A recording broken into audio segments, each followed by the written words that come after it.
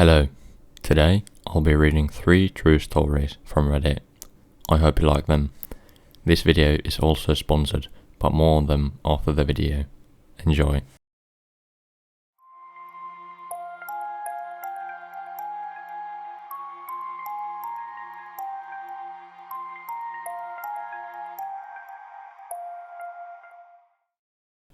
In around 2018 to 2019, I, 25 female, at the time was 18 to 19, were living in Nebraska where I grew up. I lived in the largest city in NE, but it was still essentially surrounded by corn and wheat fields.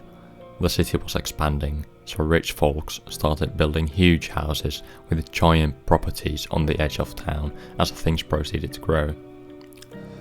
All of that being said, I had a good friend whose parents' house was one of those big ones right on the blurring line between the fields and the city. My friends and I were constantly hanging out at his place because it was fun. They had tons of property to ride 4x4s on, a hot tub, a huge living room for us to watch sports and have reality TV binge sessions, etc. Plus his parents were super cool and we could drink out there as long as we stayed at the house. It was tons of fun, even though I was/am quite scared of the dark, so I would just not go outside after a certain time, because there was a little lighting and the nearest neighbour was about a mile away. I always felt a weird energy driving to/from his place if it was late at night, but never had anything happen until one night. The drive out there was a long winding, two-way road that had thick trees on both sides, and you passed one of the city's largest cemeteries on the way. Barely any lighting, of course, besides the street lamps every once in a while, and very little traffic. It's all inherently a bit creepy, and I'll admit to having sped through this section of road many times to get through it as quickly as possible. This specific night was perfect spring weather, so I was driving with my windows down listening to music, and it was around 10 PM. I was coming around one of the curves in the road when I had to essentially slam my brakes on. Right in front of me, in the middle of the road, maybe 50 yards away, was what looked like a family. Again, picture of a completely pitch black road with thick forest on both sides and only my headlights to show what's in front of me. This was a family of 3, maybe 4. A tall, slim woman, an average height/weight man, a child, short hair, but couldn't tell the gender based on the clothing and couldn't see their face. Maybe around 8 years old, and the mother was pushing a fucking stroller. Their clothes looked normal, not tattered, but not nice. They also were not carrying any kind of light source, meaning before I arrived behind them in my car, they had been walking in the pitch black. They were all facing away from me, walking completely silent in the middle of the street the same direction I was heading. I had turned my music down to hear if they were speaking, had music playing, etc. They didn't. The hairs on my arms immediately stood up. I came to a stop in the road behind them, obviously, and just sat there for a moment to let them move. They seemed to be completely unaffected by me and didn't even turn their heads slightly, nor did they attempt to move out of my way. I literally thought I was going insane or that I was dreaming. It was so surreal. Before I really had the time to fully process and register what I was seeing and how truly strange it was, they all, at the same time, stopped walking and very slowly turned to face my car. This scared the absolute shit out of me. I honestly didn't even give myself enough time to look at their faces as they turned. I immediately threw my car in reverse and sent it backwards for probably a full 20 seconds before flipping a U-turn, nearly running myself off the road and booking it in the other direction. The only thing I remember noticing is that the stroller looked completely empty. This was the part that sticks in my mind the most. I've never felt terror like that in my life. I checked my rearview mirror probably 1,000 times before getting on the main road and never saw a glimpse of them. In fact, I never saw a glimpse of them ever again. I tried asking my friend and his family about it, only to essentially feel like I was insane because of the way they looked at me. Every time I tell this story, I get one of 3 reactions. They immediately think I'm a fucking cuckoo, thinking I'm lying. or have had something sort of similar happen to them. I really don't care if no one believes me. Honestly, it was, and still is, the creepiest thing to ever happen to me. I think about it all the time. It was either some weird ass family trying to scare the shit out of someone, a distraction for an attempted robbery / assault, etc. Or it was something more sinister. I'm going to tell myself for probably the rest of my life that it was the first option.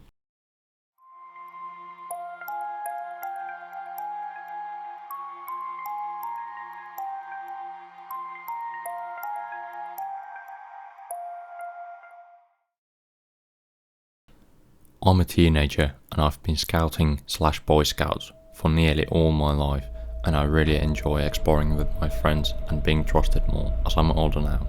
A few years ago, me and two girls named Amy and Harriet were asked to head into the woods surrounding our campsite to find a long, straight stick suitable for carving into a point. Bear in mind that I was a lot younger back then. Harriet was older and Amy only 1 year older than myself.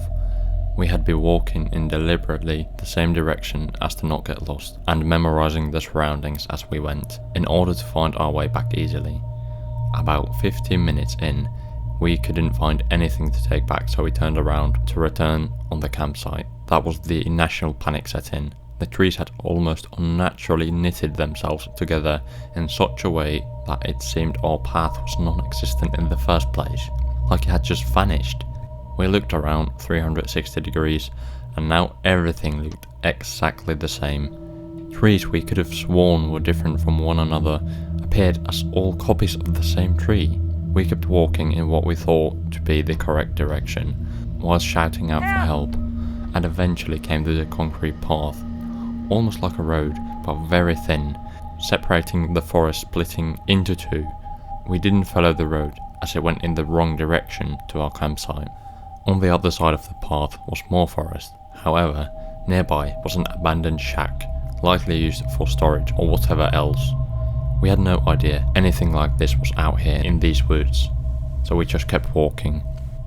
We eventually came to a road we didn't recognize.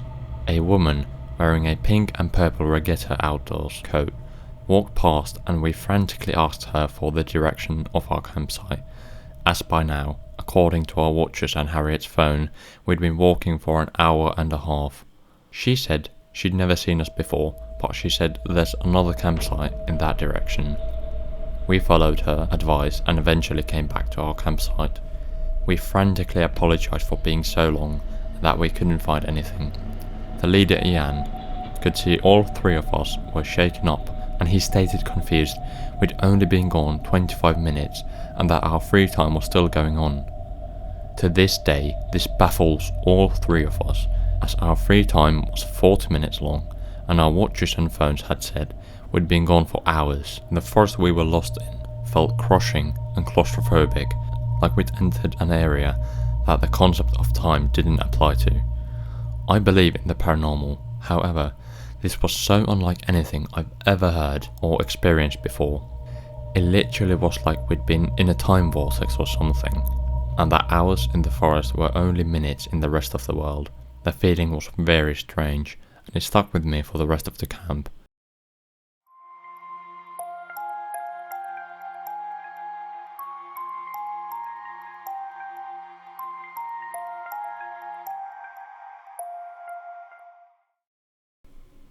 Not my mother.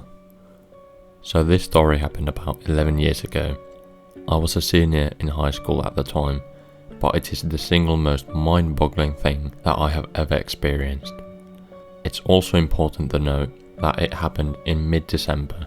I am from Iowa and the winters here get cold at night. Like if you get stuck outside, you will die kind of cold. That, plus the snowfall, makes everything dead silent. You can hear anything and everything inside the house and even immediately outside of it. Well, me and my best friend were hanging out in my family's walkout basement, just having a boring winter night playing video games. We were also the only ones home.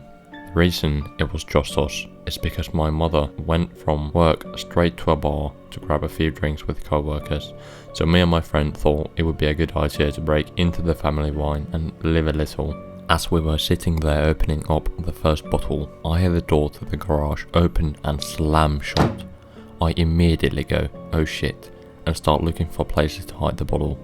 My friend then says, I thought you said your mum was supposed to be out all night. She was, I replied. I then heard a few heavy stomps and hear my mother yell out, anyone home? I yell back up the stairs, yup, just hanging out in the basement. I hear a few more steps move from the garage door towards the stairs and she yells out again, can you come help me with something? I need you up here. I reply back while frantically trying to find a good place to hide the wine bottle. Yup, give me just a minute. Then there was a silence for about 20 seconds. Anyone down there with you? She yelled back in a more concerned, serious tone, in a voice that was slightly off of my mother's. This was the first thing that told me something wasn't right. Our family never cared if anyone was over, as our house was very open house to all family and friends. And then the voice, it was just wrong. It sounded like my mother's, but it was missing something that I couldn't put my finger on. Weirded out, I replied back, just Colton. After I yelled that back to her, I found a good place to hide the bottle, began walking up the steps to the next level. Now as I was walking up the steps, I couldn't help but feel the overbearing silence of the house and the slight electric twinge that something isn't right. When I got to the top of the steps, I look over to where the door to garage is, and also the kitchen right next to it, and it's black, pitch black. All of the lights were off, and there was no moonlight shining through the windows. I walked over to the kitchen yelling out, Mom, where are you? There was no reply, just silence and darkness. I feel the electric twinge turn into full needles and my adrenaline kicking in full force. I have to get out of here as fast as possible. My mother was not home. I run back down the stairs, grabbing my coat along the way. What's wrong? Colton says. My mum's not home, I reply as fast as I can, looking for my truck keys. What do you mean? You were just talking with her. I could see the confusion in his face. There's no one home. We need to leave now. I took a few steps towards the back door that opens up to the yard, and then I see my dog shaking on the couch and my cat growling behind it. I couldn't leave them. I just knew that if we left, something would happen. Are we leaving? Colton said, still confused as hell. No, I can't leave them here alone. Something is really off. I'm going to call my mum and figure this out. I pull out my phone and call my mum. She picks up immediately. What's going on? She answers. Mum, were you just home? I heard you yelling for me from the second level, and when I went up there, you weren't there. I said frantically, hoping that she was playing a joke. No, I'm just leaving the bar. I wasn't feeling very well. Are you okay? What do you mean you heard me? I fill her in on the whole story. She rushes home. Colton and I stayed in the basement with the animals until she got home. But before she did, you could hear something upstairs. Not walking or sitting on things, but a pressure in the air, like a black hole was slowly moving from one room to the next, and the word that I would instinctively describe it as is hungry. When she got home, you could feel the thing leave just as quick as it came.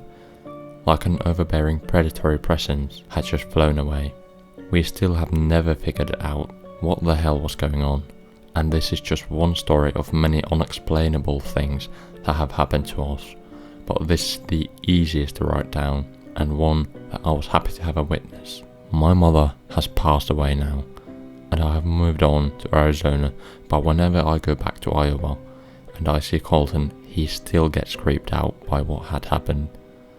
I will never truly know what happened, but I know whatever it was that had my mother's voice, it was evil and it was hungry. As I said in the beginning, today's video is sponsored by Audible. They have the largest selection of audiobooks and podcasts. This month, they're offering up to 3 months for $1 each. If you're interested, check them out from the link in the description. It also really helps me out. Thank you. Bye.